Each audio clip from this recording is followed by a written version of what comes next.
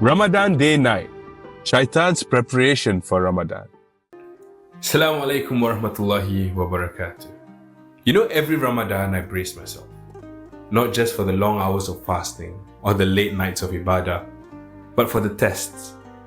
And they always come, don't they?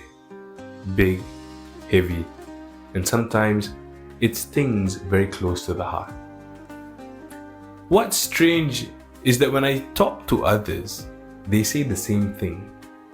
It's almost like Ramadan isn't just a month of worship, it's a month of trials that push us to our limits.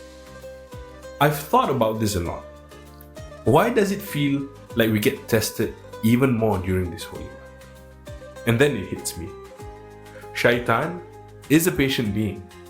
He knows he won't be around during Ramadan, so he works overtime before the month begins.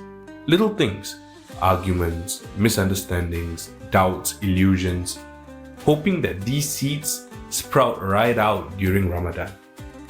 And even though he's chained away his traps, they begin snapping and we may find ourselves slipping and tripping.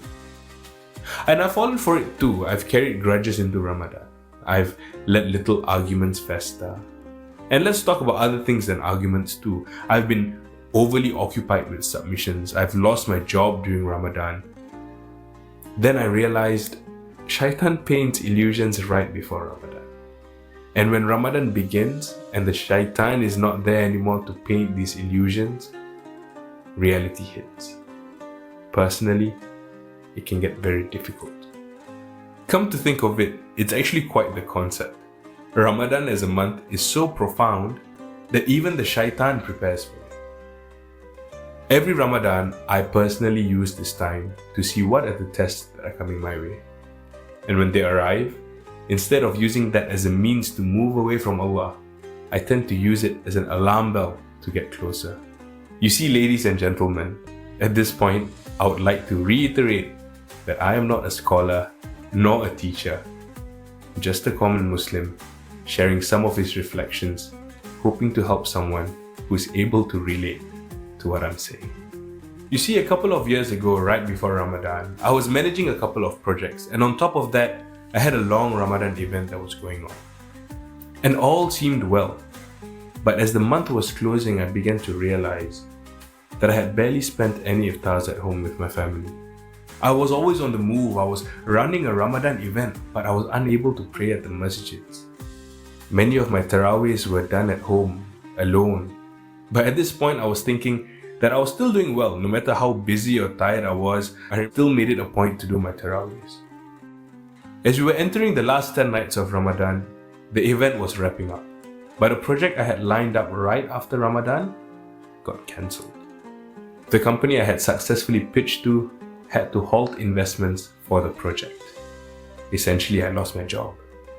I remembered that night and the few nights after. I knew that my job and my career was my ultimate Ramadan test of 2023. It took me to lose a job to realize that I missed out on so much good I could do. The many family iftars I missed, the peace of praying in the masjid, the quiet reflection that Ramadan invites, they all slipped through my fingers while I was caught up in the rush of work. You see, recognizing these tests, for example, when tension rises or when life throws something unexpected at us, maybe that's our cue to pause and ask, is this really worth it? Is this bringing me closer to my maker, or is it pulling me away? Shaitan might have laid the groundwork, but Ramadan gives us the chance to flip the script. Every curveball can become a moment to lean on Allah, to trust Him more deeply. So this Ramadan, as the trials begin, and trust me, they will come, let's see them differently. Let's use them as reminders, not roadblocks.